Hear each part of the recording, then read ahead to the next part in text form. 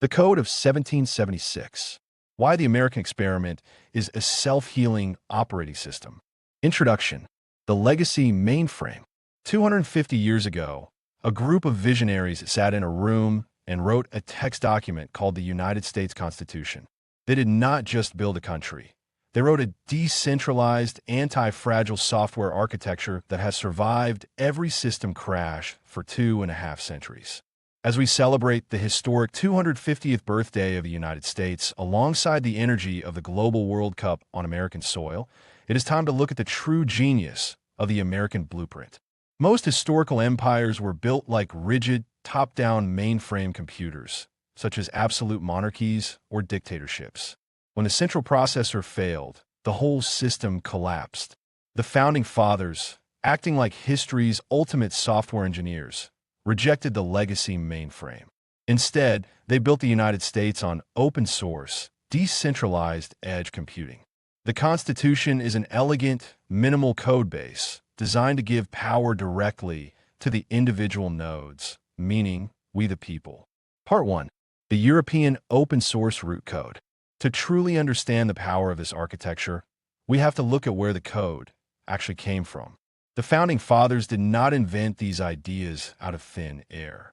Instead, they acted as elite system integrators, gathering the finest, most advanced philosophical frameworks from Western Europe, which at the time was a thriving hub for free-thinking people. Large parts of the American framework were adapted directly from the Dutch system, specifically inspired by their early struggles for independence and their innovative model of a republic of states. The founders looked at the Dutch model to understand how separate provinces could unite under a single, cohesive banner while maintaining local autonomy.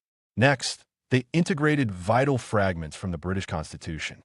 Despite rebelling against the king, they deeply respected the British common law tradition, the concept of due process, and the structural checks on power found in the Magna Carta. Finally, they injected the brilliant logic of the French Enlightenment. From thinkers like Montesquieu, they pulled the core algorithm of the separation of powers, dividing the system into executive, legislative, and judicial branches so that no single processor could dominate the server. Molding these three distinct European codebases together, they created a unified master system, adding specific amendments to customize the software for the unique challenges of the New World. This strong foundation in Western European free thought became the baseline code that we still run on today. Part 2. The Self-Healing Patch Protocol.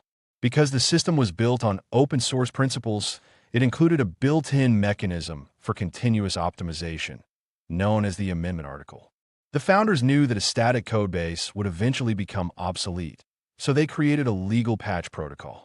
The amendments are literally system updates designed to optimize the software without crashing the core server. When a country encounters a cultural or economic bottleneck, the decentralized network initiates a patch sequence. This ensures that even when the central government suffers a temporary memory leak or a political glitch, the network self-heals. America's true superpower is not just its vast wealth or its geographical advantage. It is this unique, self-correcting code that empowers the individual to maintain system stability. Conclusion. Initializing America 2.0.